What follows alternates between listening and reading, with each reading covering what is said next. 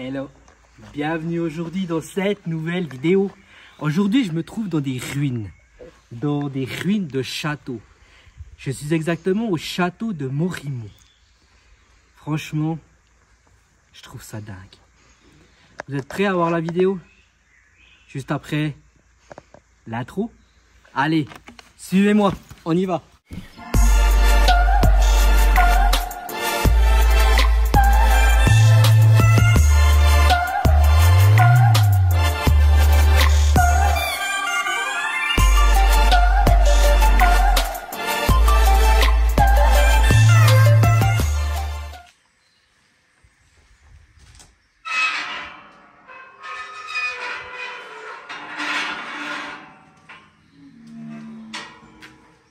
Ici, juste avant l'entrée, donc ici à l'entrée principale, qui est juste ici, et ici c'était la canonnière du château. En fait, elle protégeait toute l'entrée qui est direction là-bas. C'était un endroit très stratégique pour la défense des châteaux à l'époque.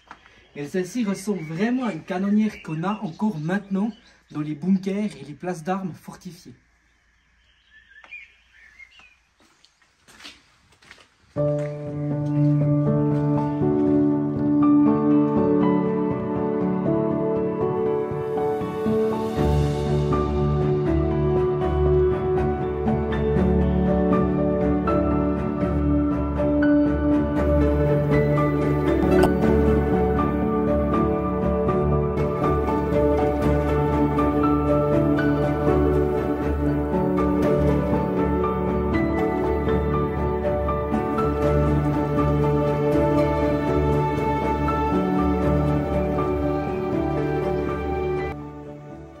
Ici, derrière moi, se trouve le puits du château, la réserve d'eau du château.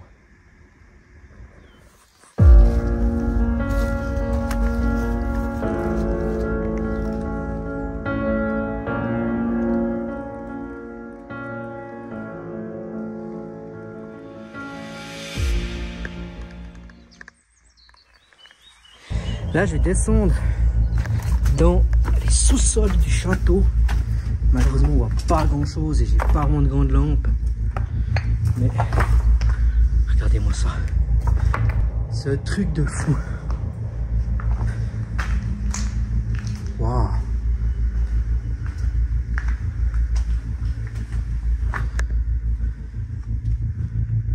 Ça, c'était le donjon. Ou je sais pas ce que c'était comme pièce. Mais c'est juste incroyable.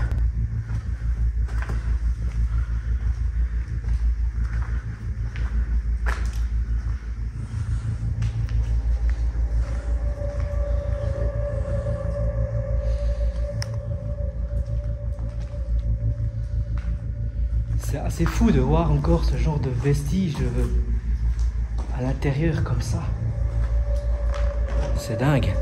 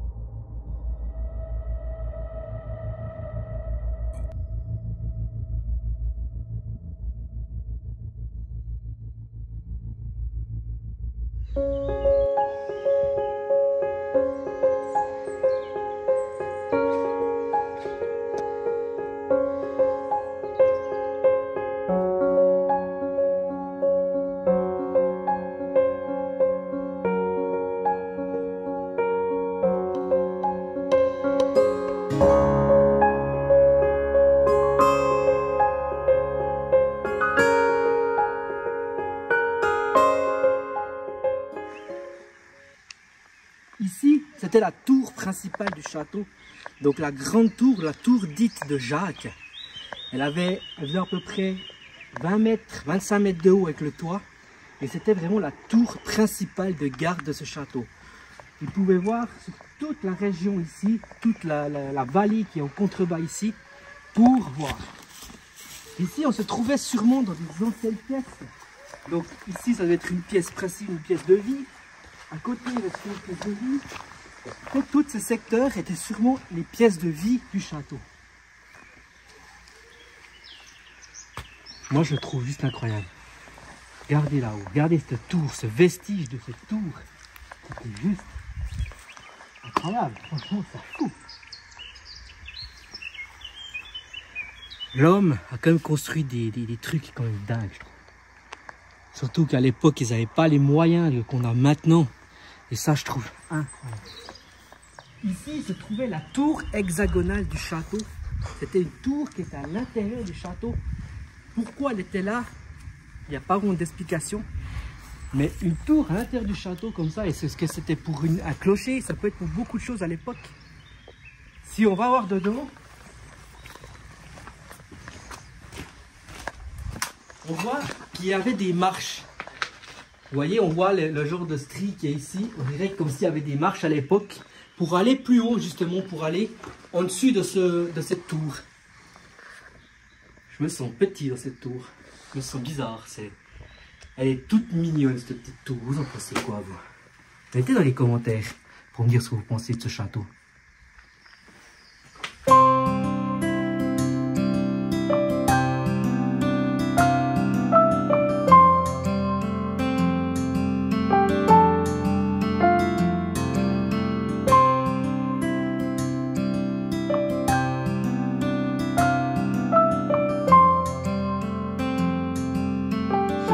Parler comme de l'histoire de château parce qu'elle a quand même une histoire assez particulière.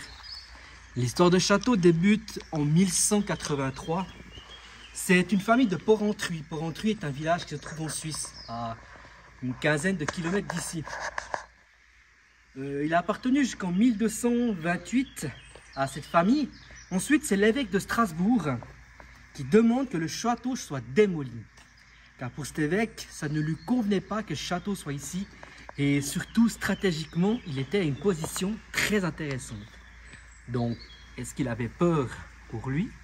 Ou simplement, par une espèce de fierté, il a voulu détruire ce château? En 1324, une des dernières héritières des châteaux se marie, donc une héritière française.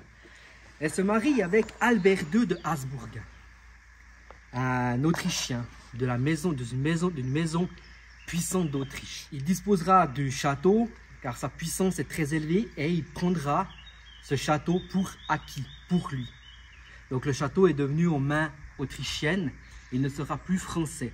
En 1356, il y a eu un grave tremblement de terre qui a fait d'énormes dégâts. À cette époque, le château a été partiellement démoli par ce tremblement de terre. Et le château n'a vraiment jamais été totalement réparé jusqu'au XVe siècle. En 1440, les Morimont, donc les habitants du village de Morimont, reprennent peu à peu le pouvoir. Et 4 ans plus tard, Pierre de Morimont demande aux armanacs des comtés alentours, des châteaux alentours, des régions, des puissances alentours, de reprendre le château et de s'attaquer à la Suisse. Eh oui, il a décidé de s'attaquer aux Suisses. Mais les Suisses ne sont pas laissés faire. Ils ont combattu contre cet armanac qui a voulu détruire la Suisse. Et riposte à 2 reprises. La première en 1445, et là n'ont pas pu reprendre le château. Et la deuxième en 1448, avec une force supplémentaire, ils ont réussi à détruire le château. À la mort de Pierre Morimont, tué lors de ce dernier raid, il laisse à son fils une énorme fortune et devient également un bailli autrichien à Einstein, puis devient préfet impérial à Egno. Il s'appelait Gaspard de son prénom, Gaspard de Morimont. Il avait de l'ambition, ce petit jeune.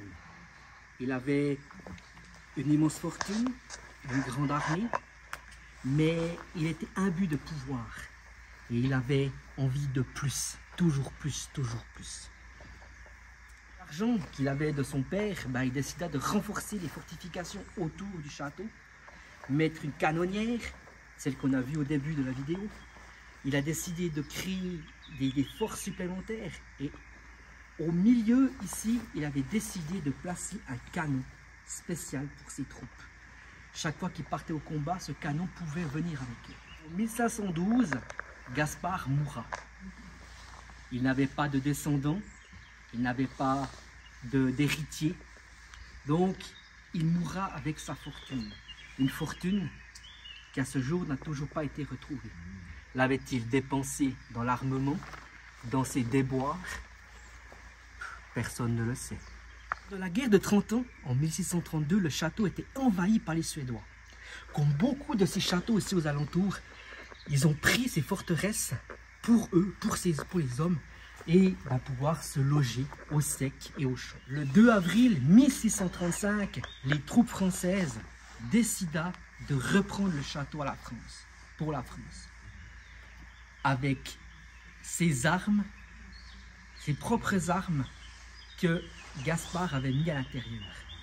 Ils ont réussi à en faire entrer quelques hommes à l'intérieur du château et le détruire de l'intérieur. 6 ans plus tard, les ruines sont offertes à la famille Vignacourt par le roi Louis XVI. Et il gardera ce château comme en fait beaucoup de châteaux de la région. Par la suite, il connaîtra énormément de propriétaires de la société, des banquiers, des hommes de pouvoir, des armuriers, beaucoup de personnes.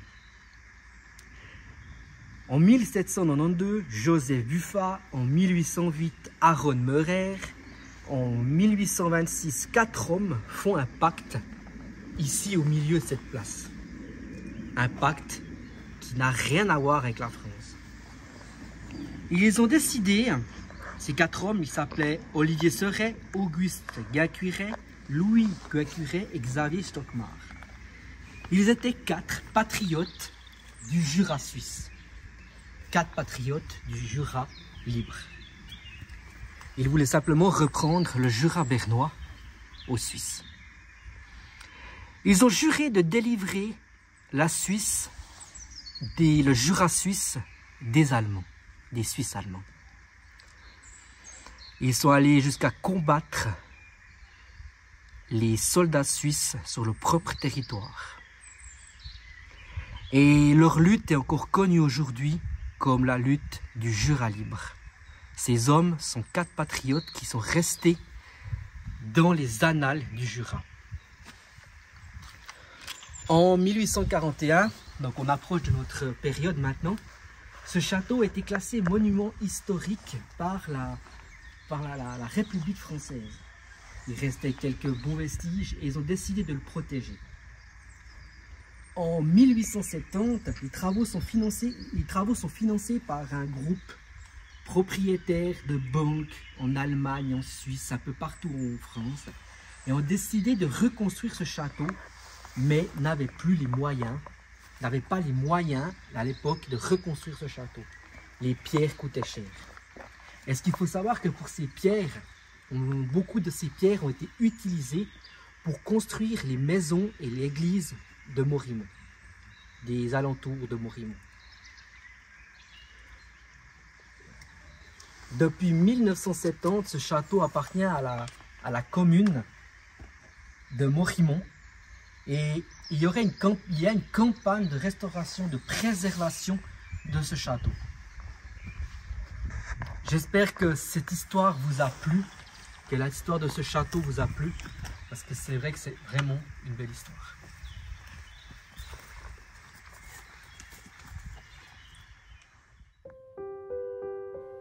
Voilà, je vous laisse ces dernières photos pour faire mon intro. J'ai pas pu la faire sur place parce que j'avais plus de batterie. Donc je vous laisse, encore une fois comme je dis, sur ces dernières photos. J'espère que cette vidéo vous a plu. N'hésitez pas à mettre un pouce. N'hésitez pas à liker si ça vous a plu, si vous avez des questions. Et moi je vous retrouve très vite pour une nouvelle vidéo. Allez, à tout bientôt. Ciao ciao.